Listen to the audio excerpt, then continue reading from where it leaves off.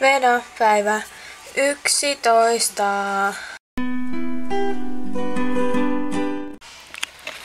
Joo, tässä olisi taas keskiviikko ja tallipäivä. Mä en tänään kyllä tosiaankaan pysty ratsastamaan koska mä eilen onnistuin rikkomaan, ei rikkonut, mutta mun selään taas. Mikä ongelma tuollakin on? Hello. Joo. Hei, herran jumala. Mutta joo.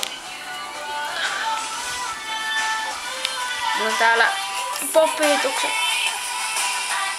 Täällä pois, niin ei häirittä. Joo. Mä lähden sinne jonkun ajan päästä, kello on nyt 3. Joo. Ja silleesti.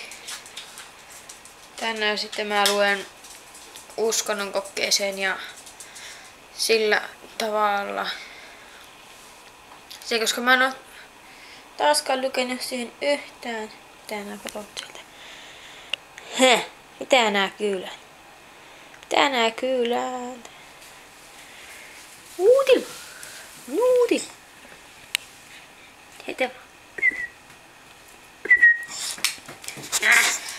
No. Hei.